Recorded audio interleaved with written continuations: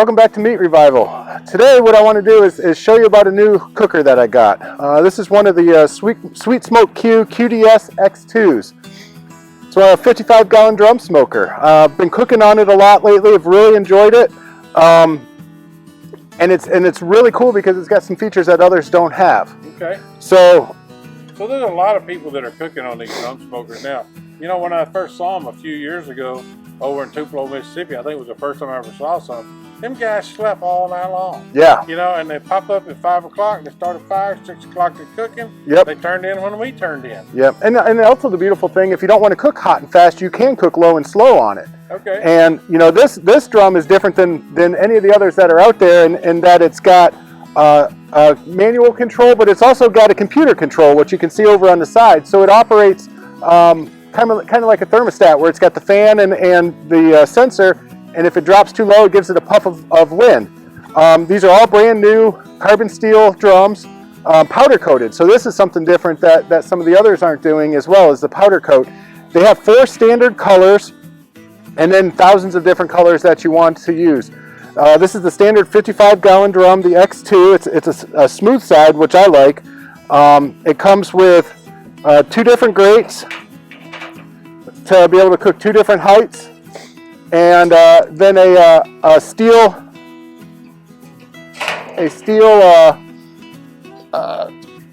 plate, basically, to make it a indirect cooking. So that's kind of like a diffuser plate. It is. It's a diffuser plate. These things are super easy to light. You fill the basket up with charcoal. You add your favorite starter cube. You light it up. You let it go. We're going to be lighting this one today with some lump charcoal and just a regular starter cube. We've got some Mojo bricks in there that we're going to put in for smoke. For people that don't know what those are, they're pretty cool. It's like a giant pellet. It's that compressed sawdust. Right. These are hickory. They burn slow, which is what I really like about them, because you can get some really, really good, clean smoke flavor to it. They're consistent. They're always the same. You know, you get wood, and unless you've got the same supplier, a lot of variables. A lot of variables in it, and that's what I really like about these. And they've got a lot of different flavors. I really like their hickory one.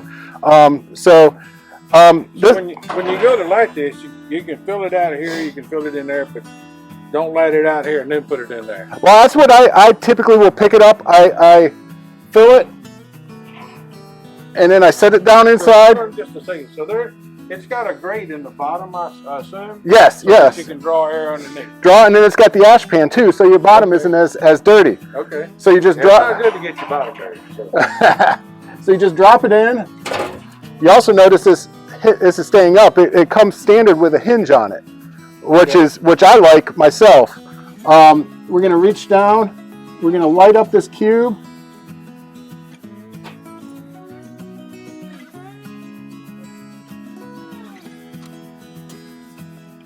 And then we're going to let the fan take over and bring it up to temperature. I'm actually going to let it go for a little bit, and then I'm going to drop that diffuser plate on here, and we're going to use this a little later to do a recipe with. Okay, all right. So how long typically will it take from time you light it till it's ready to cook? I think if you usually give it about 45 minutes to an hour, you know it's clean and burning there. But that's what I found. Also, like you were saying, you know, I probably put about 6 pounds of charcoal in there, and even if we burn this at a high rate, which we're really not going to do today, I'll have charcoal left over after 5 or 6 hours. So they are efficient. Okay, so tell me a little about, while that's getting going, who designed this, the QDS? Yep, so this is a Sweet Smoke Q. Sweet Smoke Q. Jim Elzer out of Lakeland, Florida. Okay. He's been around for a little while. He's won a couple big things, a couple world championships. He's got his own sauce, rub, and injection line. Okay. And he's even bottling for people now. So if people have their own recipes that they want, they can take them to him, and he can do rub and sauce. Good. But he's an engineer by trade, and you can really tell by looking at it. There's been a lot of thought into this. You don't have to use the computer with the X2. Like I said, it's got the fine tuning adjustment in the back that'll open up and allow air to draw in. Yeah, we can take a look at that here in a little bit. Yeah. Too, so. And one of the other things that's different is he puts his stack right in the middle.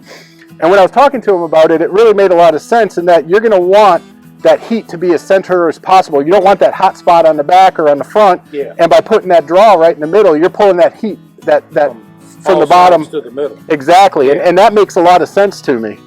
And it's been a great cooker. Very affordable.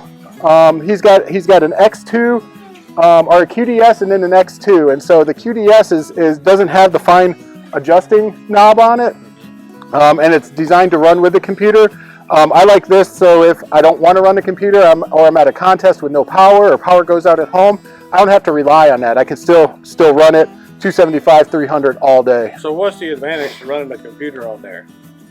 You're not having to worry about windy days like this and running away temperatures and having to chase where your intake is. Stand over it and babysit. Yeah, exactly. So we're gonna show you around back here, and we'll be right back. So as you see here, the computer on the side, it's got 3 different ports. One is for your temperature probe, one's for power, and one's for the fan. The inside, I've got that diffuser plate in on the bottom rung with the regular grate up on top.